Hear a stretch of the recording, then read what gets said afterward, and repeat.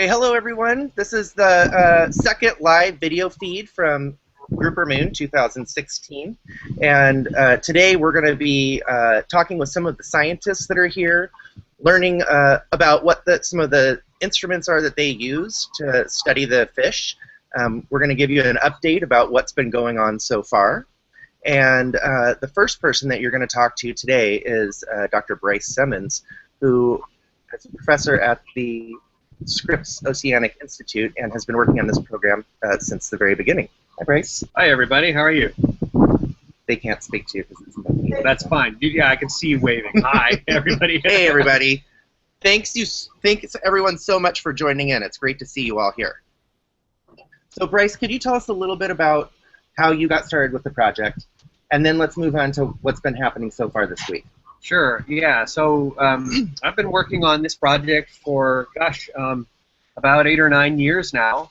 And the program itself is a collaboration between several different groups. The group of researchers that I work with at Scripps Oceanography, as well as a nonprofit organization by the name of Reef, which works with citizen science divers or local divers that go out and they just collect information and data on all of the cool things they see while doing a normal dive as they would anywhere in the Caribbean. And then also the Cayman Islands Department of Environment. And I got involved in the project shortly after its inception, or when it began. And it began because many individual NASA grouper were starting to get caught right out here, just off the west end of this island.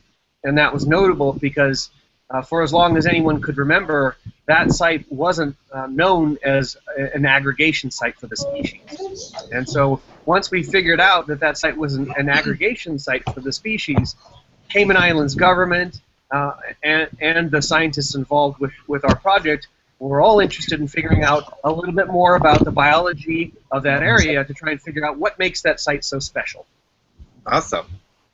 And so, what has been happening so far this year on the project? Yeah, so we've got a lot of different stuff going on out there in terms of different science to try and get at all kinds of interesting questions that we don't have the answer to right now.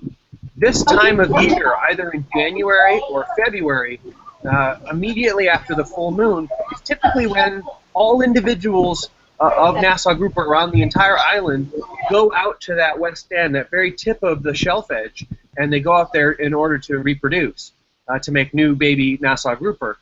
And typically, around this time, we would be seeing thousands and thousands of them out there. But this year, for whatever reason, there aren't nearly as many as we're expecting, at least not yet. And so, it turns out that these fish have a mind of their own, and they're responding to the environment in ways that we still haven't figured out yet. So even though we've done a lot of really good science to get a better handle on why they aggregate when they aggregate, we still aren't perfect at predicting when those fish will show up. Okay.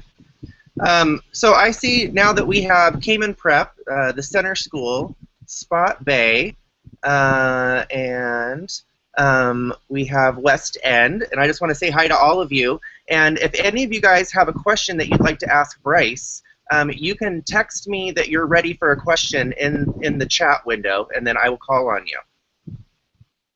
While we're waiting for that, I'm going to have Bryce talk a little bit about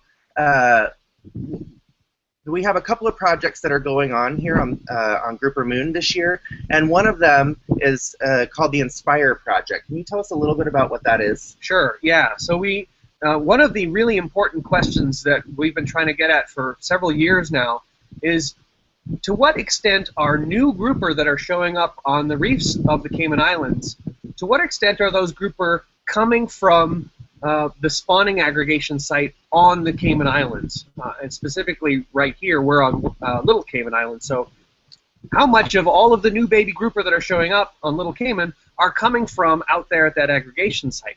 And that's a really important question because it allows us to say whether or not and to what extent the Cayman Islands government should be protecting those fish out there and letting them spawn so that they can make new baby grouper on the home reefs. So in order to answer that question of whether or not those new groupers showing up are from the island, what we need to do is be able to track the eggs and larvae that the fish release when they reproduce. And so we've been doing that with these things called drifters over the years. And what they are is essentially a big piece of fabric that floats in the water, and it gets carried along with the currents just underneath the waves, just below the surface. And at the very top, there's a big round ball, and that ball has some electronics that communicates with satellites, and every roughly 2 minutes or so pings the satellite and says, hey, I'm right here, here's my coordinates, here's my latitude and longitude. And then the satellite beams that data back to us on our computer so that we can follow where that piece of cloth goes in the environment, out in the ocean. And what we do is we put that cloth in with the eggs when they're spawned at the aggregation site. And when we do that, we can track where the eggs and larvae go. And ultimately, we do that over and over and over again during multiple years and across multiple nights of spawning. And from that, we can build an estimate of how many of all of those eggs that those fish are releasing, and there are millions and millions of them, how many of those eggs are ultimately ending back up and on Caymanian reefs. So I have a question, Bryce. I think what was the understanding by local communities before that perhaps we were getting fish from other places? Yeah, so one of the thoughts was, well, look, if all of the new baby fish that are showing up on these reefs are coming from Cuba, and they're coming from Haiti, and they're coming from the Bahamas, then it doesn't really matter how many adults that can make eggs you keep on the reefs here, because you'll still always get new baby grouper showing up from everywhere else. Now, maybe that's true. Or maybe it's the case that almost all of your new baby grouper that show up on the home reefs here in Cayman are from those adult fish that are at the aggregation site here on Cayman. And if that's true, what it means is if you get rid of most of your adult fish, then you're not going to get many babies, because those are the fish that are responsible for making the new babies showing up on the reefs. And so we have to be able to figure out, from a management standpoint, how much of the new babies that are showing up are due to adults here in the Cayman Islands, and that helps us to make decisions about how many adults should we keep at the aggregation site. Cool. I want you guys to give Bryce a wave and thank him for joining us, and we're going to talk to another scientist who's going to share some cool tools that they use out on the site. All right. So thanks you guys so much. Thanks, guys. We'll see you soon. Thanks, Bryce. Scott, can you come here for a sec? So because it's so windy, we're using this. Excellent. So Scott Happel is joining us here. He's been working on the project off and on since its inception, I believe. Can you tell us a little bit about what you do? Hi, so my name's Scott, as Todd pointed out, and I'm a professor at Oregon State University. And my official job title is Marine and Freshwater Fish Ecologist, which I guess means I work on fish. Yeah. I work in both marine and freshwater systems. I've worked kind of all over the world. I've worked way up in the Bering Sea, and I've worked in the Pacific, and I work down here, and I've done work in the Mediterranean as well. So wow. Get around quite a bit. Okay. But this, I have to say, is absolutely one of my favorite places to come to. Me too. How about that? So Scott gets to go out and dive on the aggregation site every day, at least three times a day, and they go down and they're counting the fish and they're measuring the fish and they're trying to figure out how many are there, as part of the effort to protect them. And can you tell us about what some of the challenges are diving out where the aggregation site is? Because from my experience, it's not a typical dive site. It's not a typical dive site. It's not where a lot of recreational diving happens for a couple of different reasons. One is it's not a super exciting place to dive as far as reef structure is concerned. It's deep, and there's some valleys and ridges and things like that. It's pretty neat. But two of the big issues that we really end up dealing with are the surface. It gets pretty rough. It's right at the tip of the island, and so the currents that are moving from east to west kind of converge right there, so the sea can really pick up and get really rough. And so it's not that fun to be on the boat sometimes, but then a lot of times we get in the water and there's also a lot of current running sometimes, and that can really make it difficult to swim against. Yeah. So one of the cool things that the scientists get to use, Scott's going to show us what that is. So I'm gonna take your mic, all right, so that you can stand up and show them, and I'll do the talking while you do the showing. How about that? My chair out of the way here real quick. All right, so what Scott's showing you here is a Pegasus thruster right there. And so what is this part here? So this thruster is composed of a couple different parts. So So in the front here, we've got a battery pack. That's where the label is, where it says Pegasus Thrusters right there. And there's a connector bracket here, which is important for two things. One is it connects the battery pack to, up here, That's okay. to our propeller in the back. And then, in addition, this connector right here clamps on to a bracket that's on the scuba tank. And so when you're diving, you can actually clamp this on, so you basically have propulsion on your back, which is great either if the current's running pretty strong or if you're like me and you're lazy sometimes, you don't want to kick so hard. And then the final little bit of it is... And so this is like a jetpack. It's basically like a jetpack that helps you swim along. They get to wear jetpacks, you guys. So you see it like that, and then finally attached to the front. This is all you need to do if you ever want to go anywhere. It's like push button swimming up. Is our battery dead right now? Sounds like our battery is not functional right now, or perhaps our connector's off a little bit. Let me see if I can get it to work. No. Oh, bummer.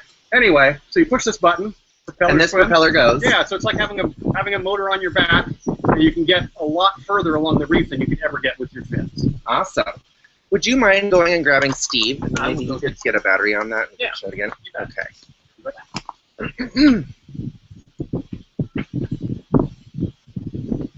All right. So as you can tell, the conditions out here on Little Cayman have not been ideal. It's really windy. In fact, it was so stormy out here for the first few days while the scientists were here, they weren't even able to dive on the aggregation site because the seas were too high, there was whitecaps, and it just wasn't safe. So you can see that right now. We're wearing headphones because of the wind. I'm going to introduce you now to a really incredible scientist that we're fortunate enough to work with here. His name is Steve Giddings, and I'm going to let him tell you guys a little bit about who he is and what he does on the project. Well, who am I? I work for part of the U.S. government that protects...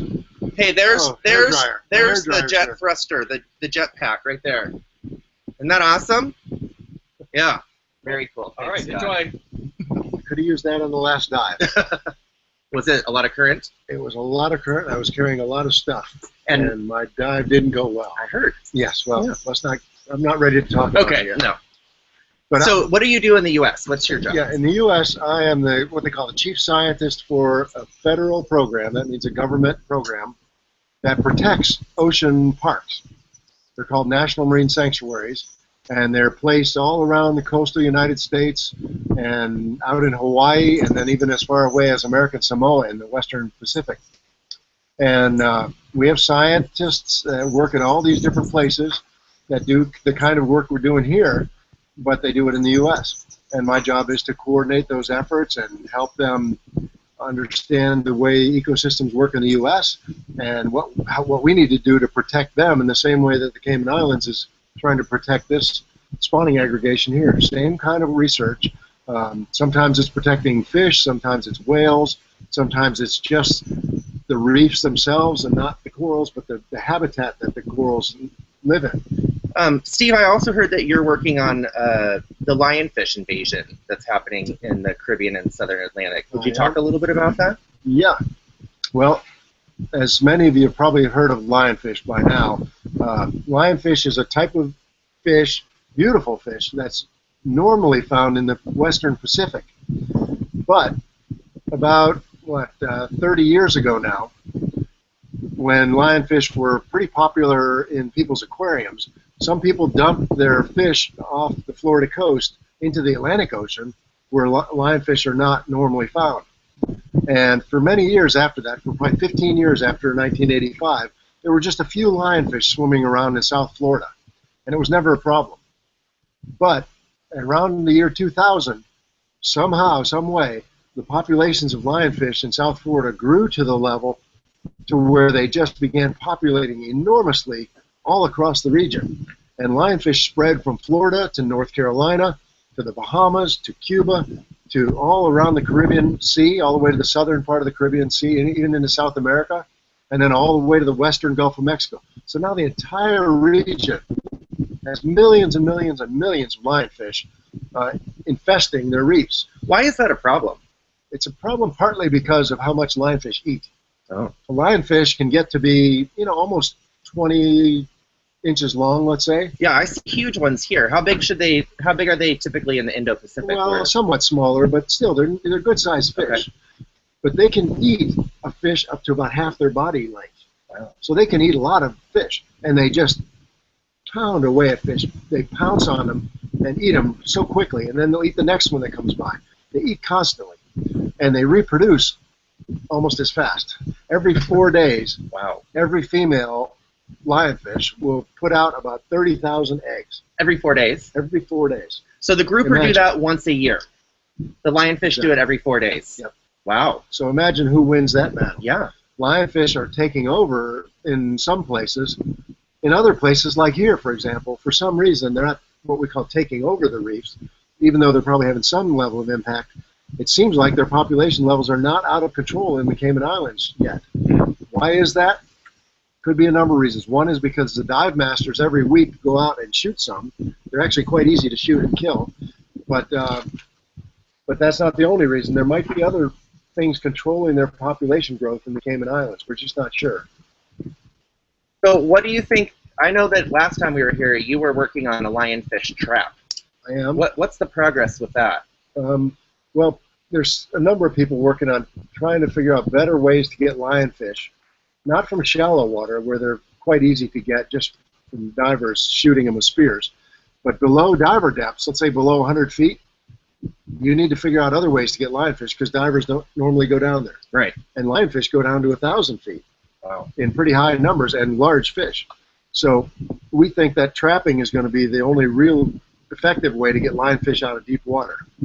Now that has one benefit, removing the lionfish. It might have a secondary benefit of supplying the food market, the restaurant market. Right, because they're tasty. They're very good fish, and chefs love the way they can work with the lionfish. The meat is really good.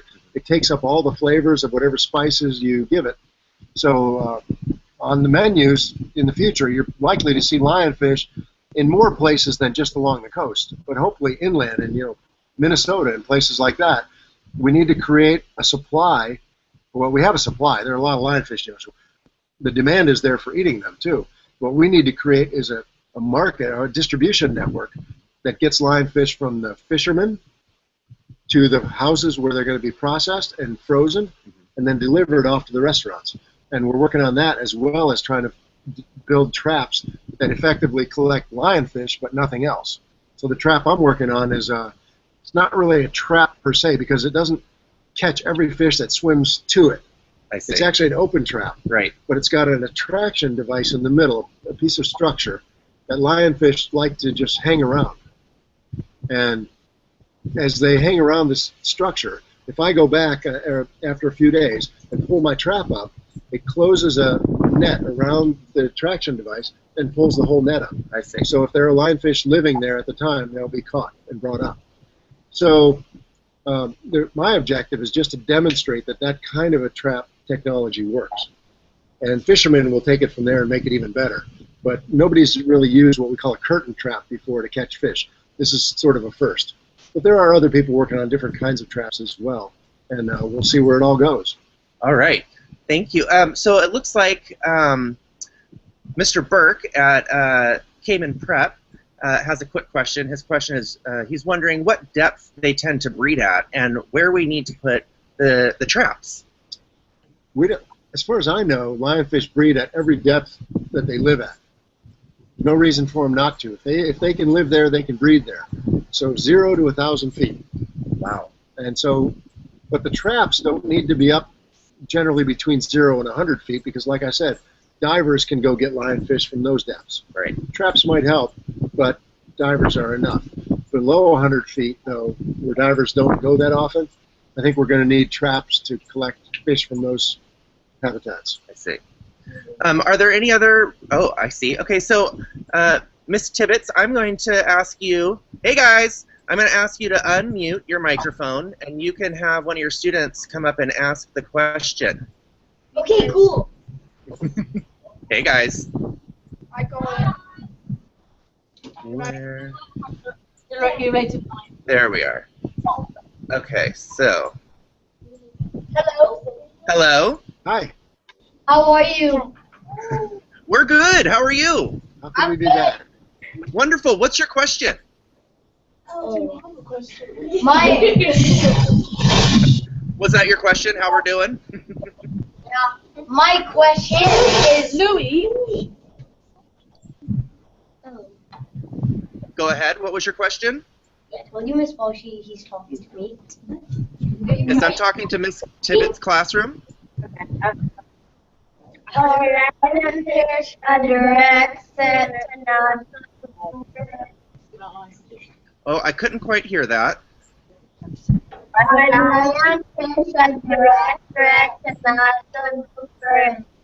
Okay, so the question is, are lionfish a direct threat to the Nassau groupers? That's an excellent question. The truth is, they probably are. They're probably a threat to all groupers. Even though groupers are much larger than lionfish will eat the juvenile groupers. So when groupers are small, they're tasty. They're a dinner plate size for a lionfish. Right. So lionfish are a threat to adult small fish, but also small fish before they become adults. Okay. So they're definitely a threat to grouper, snapper, all those fish we want to see on our dinner plates now, Yeah. or we think are tasty now, are threatened by lionfish. So it's a pretty big problem. It could be a very big problem in some places. There are places right now where lionfish represent over half of the meat that's on the reef. Wow. Half of the fish, more than half the fish, are lionfish. That's the problem. That is a huge They'll problem. be having to start to eat each other pretty soon. And they're actually Have they been known to do that? They're will cannibals. do that. They can be. Oh, wow. When food goes in short supply, that might be one of the population So controls. they'll right literally eat anything they can get their mouth around, sounds like. Yep. All right, wonderful question. And it looks like Miss Wall, her classroom has a question from Cayman Prep. We are ready for you whenever you are. Okay. Oh, it looks like you just muted your microphone. There we go. How much successful breeds are there? Like, Can you come a little bit closer and speak up a little bit more? how much successful breeds happen? Like, if they survive in their eggs? So out the how successful is breeding when they breed? So is the question, how successful is breeding when they breed? Yeah? And are we talking about the lionfish or the grouper? The lionfish. Okay, lionfish. Excellent question. Yeah, probably like most animals in the world, the percentage of success is really relatively low because the eggs probably do get fertilized very well when they come out of the females, and that's probably pretty highly successful. In corals and other things we've studied, you might have 95% success rate for at least fertilizing the eggs. That's pretty high. That's really high. But then they get up into the water column, and fish up there eat them and all that. There's very low success rate from then to the point of time when they become actual fish and go back down to the reef.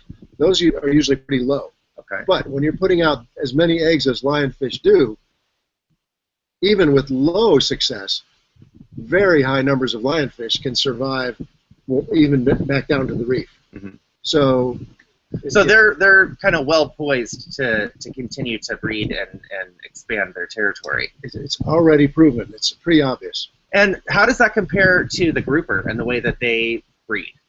That's a good question. Percentage-wise, I don't know. Although I will say with the grouper, it's really relatively rare on any given year for us to see babies show up back on the Cayman Islands. Okay. So most years, I think most of the spawning that grouper do ends up somewhere else. Most of the eggs and juvenile fish that fall out of the probably go somewhere else or just die out in the middle of the ocean. But every few years, you'll get a big pulse of baby fish showing back up on this island. Like we did a few years ago. And that's enough to supply that adult population for many years to come. I see. You don't need that many years of success to ultimately replenish the adult population. With lionfish, though, they're constantly successful. So obviously it's because they're putting out so many eggs so often. Right. It's just a constant success. Wow. Okay, so that was a wonderful question, Cayman Prep, and it looks like Mr. Stewart's classroom at Spot Bay has a question, and we are ready for you.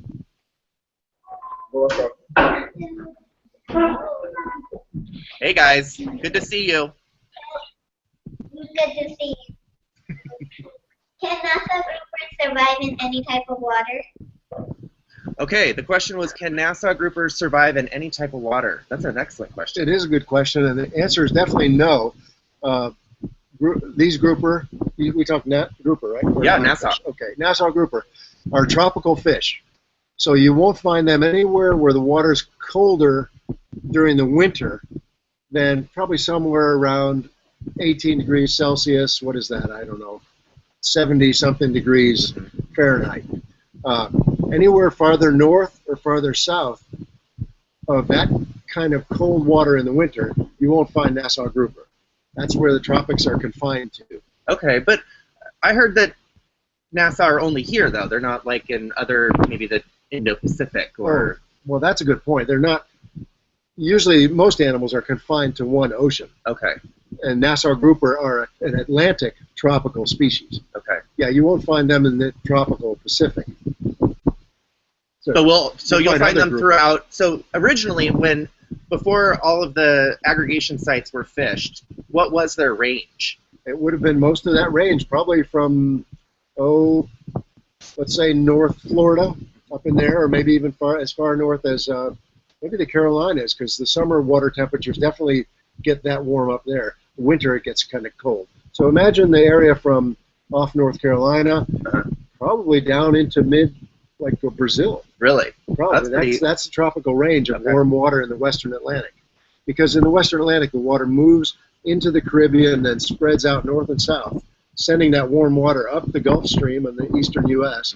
and then down into South America. So you can get warm water beyond the Tropic of Cancer and the Tropic of Capricorn, which is the limits of the tropics. I see. Excellent question, Spot Bay. And it looks like Mr. Burke at Cayman Prep's question is, can we teach the grouper to eat the lionfish? There have been people trying to do that.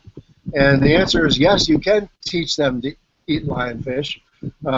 It started with people shooting lionfish and feeding them right off the spear to grouper. And the grouper will eat them. Yeah. What we don't know is whether that's good for grouper or not. Why would that be bad? Well, for one thing, lionfish do have spines on them, and it's hard for some grouper to swallow the lionfish. I've seen groupers in some kind of distress trying to swallow a lionfish. Oh, because the spine's in there. Probably because of the spines, or maybe the fish was a little too big to go down, but they sort of cough it up and try to swallow it again and cough it. For 5 or 10 minutes, I watched one grouper 1 year try to swallow a lionfish, and it was having trouble. It finally did, and it's probably fine. But those spines also have a venom on them, so there could be some pain involved with swallowing a lionfish too. We don't know. We can't ask a grouper if it hurts. Yeah. But and then the meat and so forth. We don't know whether that's the kind of meat that grouper ought to be eating or not. Right. It's probably not bad, but we just don't know. It's not their natural prey. Yeah, they're not originally from here. It also leads to other problems. Sharks and barracuda and eels and things like that know when you kill the lionfish. So they'll come in and try to get the lionfish from you before the grouper takes it. And that gets dangerous for the divers. For sure. And that's why we're not encouraging people to go out and shoot lionfish and feed them to groupers anymore. We just don't know whether it's the right thing to do, and it's dangerous. Right. It's becoming more dangerous to do as sharks and other predators are learning that there's an easy meal there, and a diver is going to have it. So I see. Yeah. Okay, wonderful question, and it looks like Miss Wall's classroom has a question. We're ready for you.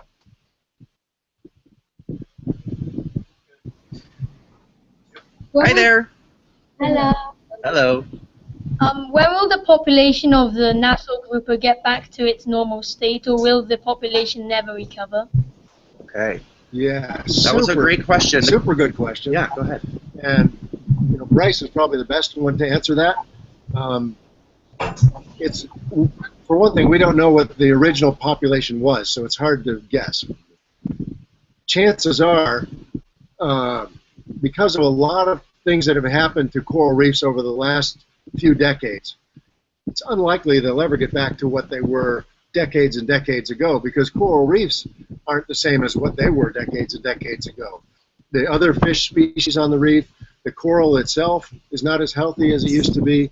So I can imagine that it's going to get difficult. It's going to be difficult for any species ever to get back to where they were decades ago.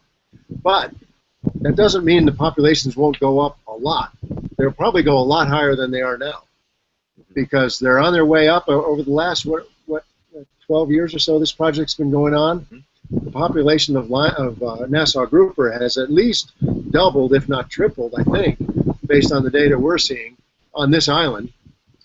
But there are many other places around the Caribbean where Nassau grouper populations are not going up because there aren't enough adults there to repopulate the supply.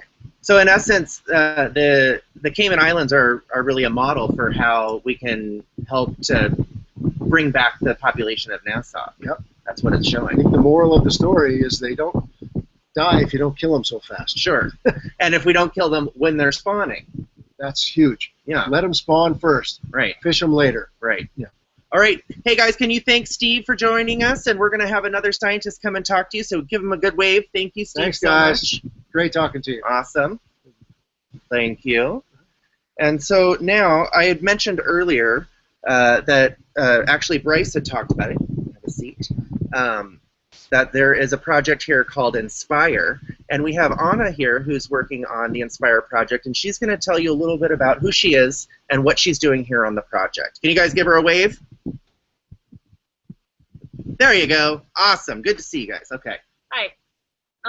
So I'm a scientist from the Scripps Institution of Oceanography, and what I do is underwater acoustics. So part of the Inspire project that we were funded by the National Science Foundation to do is to study how sounds are impacting the fish larvae as they're coming back to the reef to settle.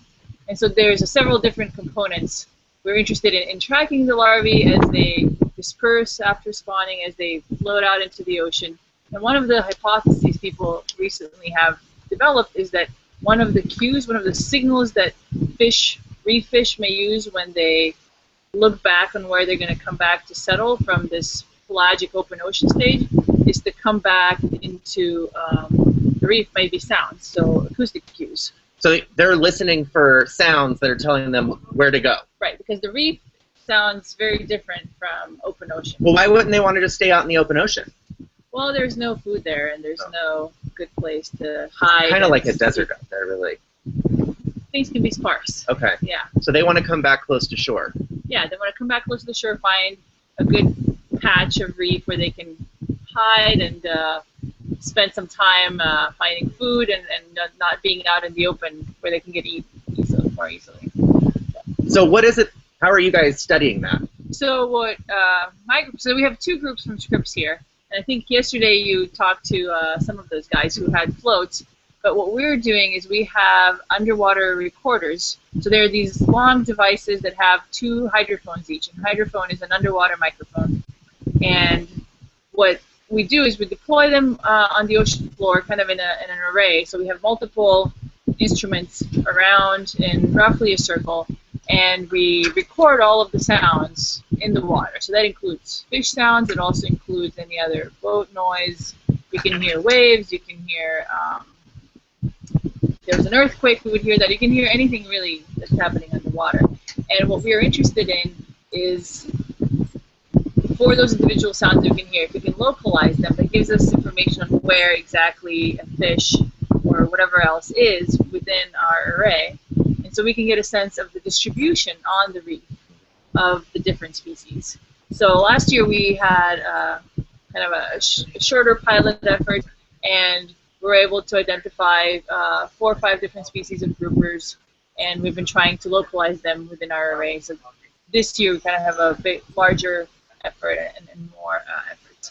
Awesome. So, yeah. Well, it's great to have you guys here. And it looks like we have a question from the center school. So if you guys want to unmute your microphone, you guys can be up next. After that will be Mr. Stewart's class, and then after that, Mr. Burke.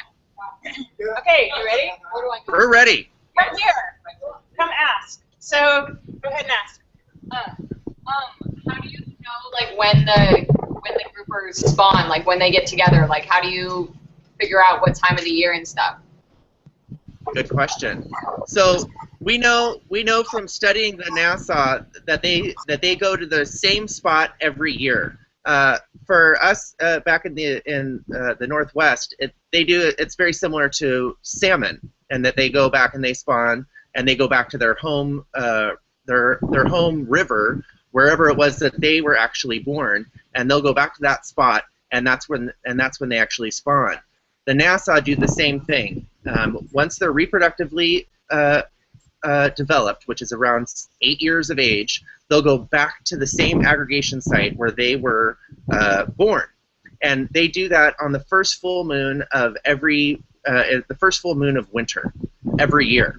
And we know that because that's also partially how they have become endangered, is because it's easy to know when they're going to all be in one spot at one time. And when they're there on the aggregation site, they're not eating, they're not in their natural habitat, they're stressed, and it's easy to just drop a line and just keep pulling fish out of the aggregation site. So excellent question. And then next we have Mr. Stewart's class. We're ready for you whenever you are. Hello. Hello. Can that be known to show aggression? Can you say that one more time? It cut out just a little bit. Can NASA groupers show aggression? Good question. So the question was, can Nassau groupers show aggression? And for all of you that have been studying the Nassau a little bit before these live video feeds, you've noticed that they can change color. And partially they change color for camouflage purposes, to hide from possible prey or to hide from other predators. But also they will go into their bicolor phase, where they're black on top and white on the bottom, and that tells another fish, hey, I'm here, watch out for me. And a lot of times if you see a bigger Nassau and a smaller Nassau come up to it, they'll both change into that bicolor phase, and oftentimes the smaller one will take off because the larger one has shown maybe stronger aggression or something like that. They also have their fins, and they'll display all of their fins out if they are alarmed or want to make themselves look big to a possible predator. Wonderful question. And then Mr. Burke's question is, can fish hear? Do you know anything about that? Yeah, fish actually can hear. They have a couple of different ways of hearing. One is through otoliths, and they're these little... An otolith? Otolith, yes. It's a little rocky structure that they have in their inner ear. Wow. And it's resting on hair cells, and the movement of that otoliths across hair cells sends signals to their brain that help them distinguish direction of sound and frequency, basically the pitch of the sound. And so while they're not very sensitive, because their ears are much simpler than ours. Mammal ears, we have inner ear, we have middle ear, we have outer ear. The fish ears only consist of an inner ear, but they still have this hearing mechanism. But they also can sense the sound as it travels through the water. There's kind of two components to it. There's pressure, but there's also particle velocity. So this is kind of the physics part of it all. Cool. Where the pressure, as sound is being produced, the pressure changes, and that's basically what sound is as it travels. But then also, all those particles in the air or in the water, they are traveling at some speed. And fish actually can sense that particle velocity, so the movement of particles that are close to them. They have lateral lines along the sides of their body, and they use that to sense what's around them. But we think that that's also how they use it to sense particle velocity of sound fields. So they have these two mechanisms, and we have really been very much focused on the otolith part of hearing because we can measure pressure a lot easier. But they probably sense it near them as well through the lateral line system. But typically they don't have very broad hearing range. They really hear the low sounds, kind of the low pitch sounds. Although some people have shown there's some species that have very high frequency hearing, and that seems to be open water species, kind of high schooling species that get eaten by marine mammals. Wow. And the hypothesis is they may be using that high pitch hearing to actually detect their predators, because dolphins will echolocate, they'll make these really high frequency clicks, and if the fish can hear the predator approaching, they may have a chance to run away. So that's kind of a little niche different behavior from fish. But for most of them, they can hear. They do hear, so that's why all of the noises that humans contribute to the ocean have the potential to impact fish populations, because they use sound during spawning, they use them in aggressive interactions. Now we're starting to think they may use them as they're coming back, the larvae are coming back to reefs to settle. So they use it for a variety of functions. That's really cool. Thank you for that. That was a wonderful question. Next up we have the center school. We're ready for you guys whenever you are. So get down. Hello. Hi. So, I've heard of groupers being really friendly to humans, and I was wondering how a top-level predator can be known as being so friendly. Okay, good question. And so they are quite friendly, and one of the reasons that we think that they're so friendly partially is because divers have fed them. And if someone's feeding you, you might tend to be friendly towards wherever you're getting that food from. But as far as I know, that's the primary reason. And I'll pull Christy Simmons out here in a moment, and she can answer that question in a little more detail. Can you guys say goodbye to Anna and thank her for joining us? Thank you so much. Absolutely, my pleasure. Would you mind grabbing Christy? Yeah. Okay. All right, so while we're waiting for Christy to get here, we have another question from Miss Wall at Cayman Prep. Okay, so before you were mentioning rough weather, Yes. To the research does that affect the research you're doing for the actual spawning process? Certainly, it's affecting it's certainly affecting the research. As I already said, there have been a few days when we haven't been able to go out and dive at all. So that's a pretty big impact on the project. We also know that when the grouper actually spawn, the first sign is the full moon. So they come out at the full moon. Then anywhere from maybe 3 to 8 days, sometimes even 10 days after the full moon, they will spawn. And we don't know exactly why they choose the day that they do to spawn. So we're here the whole time waiting for that to happen. And we think that perhaps currents might be playing a factor into when they decide that they're going to spawn. But I'm going to invite Christy Simmons here, Dr. Christy Simmons, who's going to answer that question in a little bit more detail. I'm going to give her the microphones here. Can you guys wave to Dr. Simmons? Hello. Hi, everyone. So why don't Center School, do you want to ask your question one more time to Mrs. Simmons? Your microphone's muted, so you'll need to unmute. Okay, hi. So I was wondering why, if groupers are known to be so friendly to humans, how is a top-level predator known to be so friendly? Why would a top-level predator be so friendly?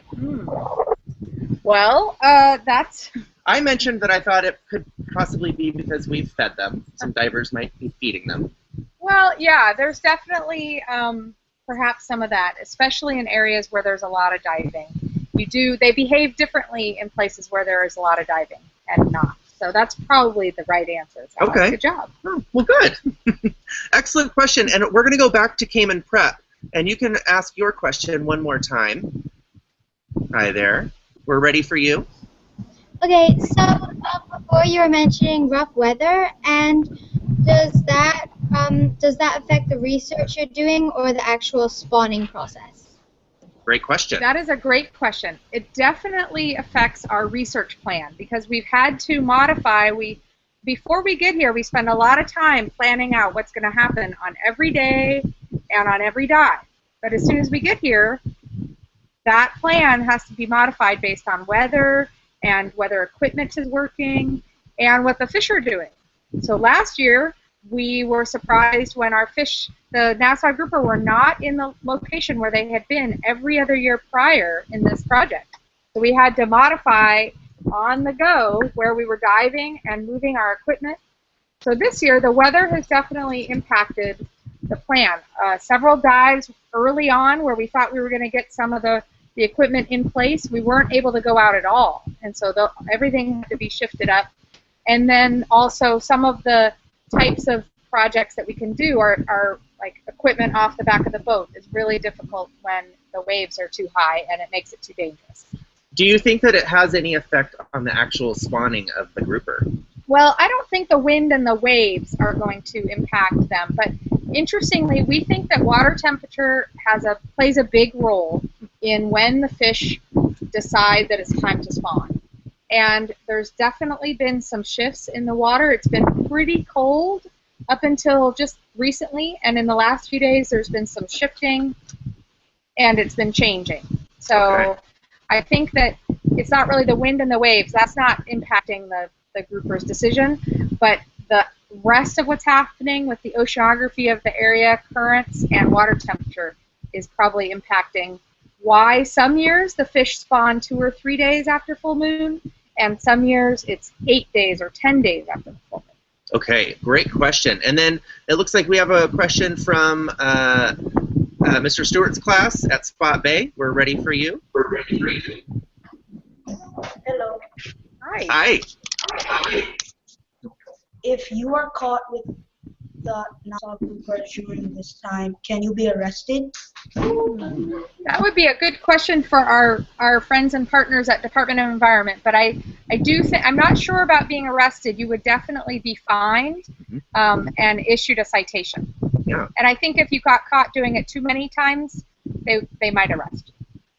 So excellent question, Spot Bay. And now we're going to head over to the Center School, who has another question. Hi, Center School. Wave hi. Are you doing Oh, no, come here. Come talk. This is good, you guys. Hi. So my question was, because I know that for like salmon, to get the populations up, you like slice them open and take out like the eggs and put them in a hatchery to so they don't die in the wild. I was wondering if you could do that. Yeah, with the NASA? That's a great question, and that has been tried where they have reared the baby Nassau grouper in captivity for several years and then take them back out to the reef and release them. And the rearing part was a challenge because trying to figure out how to have the right conditions to make them grow up, but they figured that out. But the challenge came when they put those young individuals back into the wild. They all got eaten right away. Okay, so because they didn't have that, they weren't growing up right from settling after coming in as larvae and little tiny juvenile fish. They gain all that experience from hiding and knowing what predators are, and none of that was part of their early experiences in the aquariums. So once they put them back out on the reef, very quickly they suffered mortality. All right, great question, and we're just going to say goodbye to Spot Bay. I know you guys have to go. Thank you so much for being here, you guys, and we will see you tomorrow during our live video feed. It's so great to have you guys back. Okay, and it looks like Mr. Burke at Cayman Prep's question is, for how many years have you been experimenting on grouper moon? That's a good question. It's been a long time. That aggregation off the west end of Little Cayman, where we do the bulk of this work, was discovered in early 2000 and 2001. And so Reef and the Department of Environment started working on the aggregation as part of this project now, the Grouper Moon Project, in 2002. But the Department of Environment has been working on spawning aggregations and Nassau grouper for a decade before that. So they've been doing research looking at how the spawning aggregations are doing in the islands for much longer. But this project's been going for about 15 years. That's really cool. And we're going to bounce over here to the Center School and just say goodbye, because I know that you guys have to go. Goodbye, Center School. Thanks for being here. We really hope you can join us on Friday, or on one of the other days, because we're going to be diving, going under the water, seeing the fish and the beautiful reef here. So we hope to see you guys there. Thank you for participating. And now we're going to go over to Ms. Wall's class at Cayman Prep, who has a question. Hey, guys. How do the groupers know it's a full moon? Okay, good question. That's a really good question, and a lot of that again, is a little bit of a mystery still, but we know for sure it has something to do with light, the amount of light that's coming from the full moon, because in years where we have a lot of cloudy days, we notice that it's a little messed up because they're not getting those light cues, the visual clues from the full moon. But we also, the full moon affects tides and currents, and we think that the tides and the currents are being picked up by the grouper, and they know that it's time to leave the reef and go to the spawning site. So interestingly, one other thing that we know about that is that it's not just all those physical cues, the light and the temperature and the tides and the currents. It's also the older Nassau grouper, and so that's one of the reasons why it's really important that How did the older Nassau grouper? Right. So the older grouper have been going year after year, and they know when to go and they know where to go. The first year that a Nassau grouper goes to the spawning site, they are taking a lot of behavioral clues. They see all these other older Nassau grouper leaving their home reef and traveling along the edge of the wall or along the edge of the reef somewhere, and it's a behavioral cue to so kind they're of say, learning come from their follow elders. me. Yes, they're learning from their elders, which is why it's really important that we keep those elders in the system so that they make sure that the younger ones know where to go. Excellent. All right, well, that's all the time that we have for today. I want to thank you guys so much for joining us. Tomorrow, we're going to be doing another live video feed, and we're going to go on a dive on one of Little Cayman's famous diving sites. We're going to take a look at what a healthy Caribbean coral reef looks like, and you guys will get to talk to Dr. Bryce Simmons underwater. It will be really great. So thanks so much for joining us today, and we will see you guys tomorrow. Bye, everyone. Bye-bye. Bye-bye.